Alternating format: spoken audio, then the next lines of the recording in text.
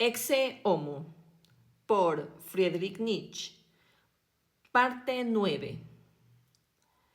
Cuando me encontraba casi al final, comencé a reflexionar por el hecho de encontrarme así, sobre esta radical sin razón de mi vida. El idealismo, la enfermedad fue lo que me condujo a la razón. La elección en la alimentación, la elección de clima y lugar. La tercera cosa en la que por nada del mundo es lícito cometer un desacierto. Es la elección de la especie propia de recrearse. También aquí los límites de lo permitido, es decir, de lo útil, a un espíritu que sea sui generis, particular o peculiar. Son estrechos y cada vez más estrechos. En mi caso, toda lectura forma parte de mis recreaciones.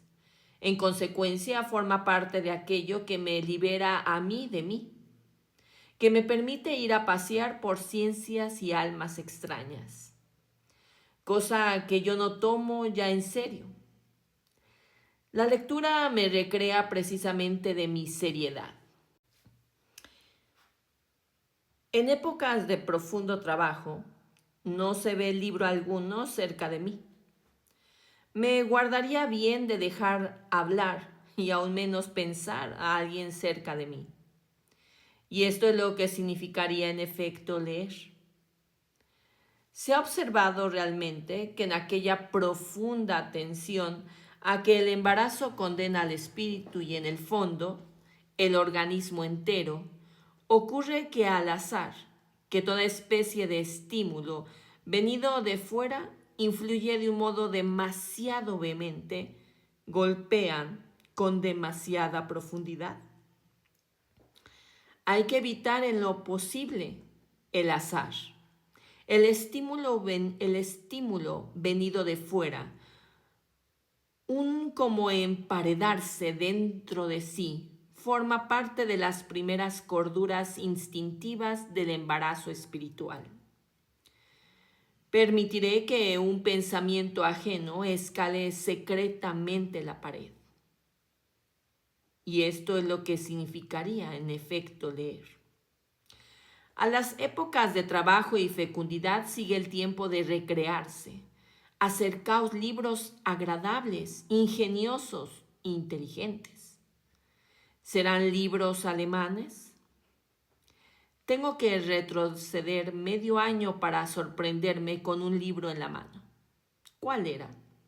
Un magnífico estudio de Victor Brocard, Les Sceptiques Grecs, los escépticos griegos, en el que se utilizan mucho también mi Laertiana, estudio sobre Laercio. Los escépticos, el único tipo respetable entre los pueblos de los filósofos, pueblo de doble y hasta de quíntuple sentido. Por lo demás, casi siempre me refugio en los mismos libros. Un número pequeño en el fondo, que han demostrado estar hechos precisamente para mí. ¿Acaso no esté en mi naturaleza el leer muchas y diferentes cosas? Una sala de lectura me pone enfermo. Tampoco está en mi naturaleza el amar muchas o diferentes cosas. Cautela, incluso hostilidad contra los libros nuevos forman parte de mi instinto, antes que tolerancia. Largo de amplitud de corazón y cualquier otro amor al prójimo. En el fondo yo retorno una y otra vez a un pequeño número de franceses antiguos. Creo únicamente en la cultura francesa y considero un malentendido todo lo demás que en Europa se autodenomina cultura, para no hablar de la cultura alemana. Los pocos casos de cultura elevada que yo he encontrado en Alemania eran todos de procedencia francesa. Ante todo, la señora Cosima Wagner, la primera voz con mucho en cuestiones de gusto que yo he oído. El que a Pascal no lo lea, sino que lo ame como a la más instructiva víctima del cristianismo, asesinado con lentitud. Primero corporalmente, después psicológicamente, cual corresponde a la entera lógica de esa forma horrorosa entre todas de inhumana crueldad. El que yo tenga en mi espíritu a quién sabe qué, acaso también en mi cuerpo algo de la petulancia de Montag.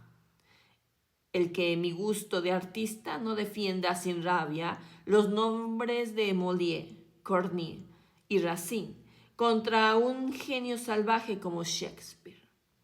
Esto no excluye, en definitiva, el que también los franceses recentísimos sean para mí una compañía encantadora.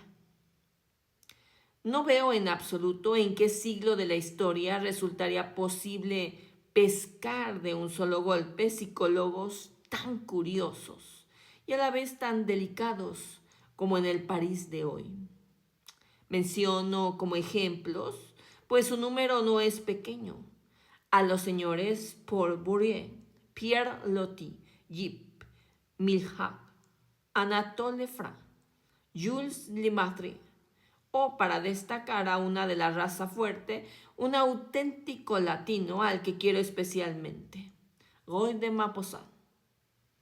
Dicho entre nosotros, prefiero esta generación, incluso a sus grandes maestros, todos los cuales están corrompidos por la filosofía alemana.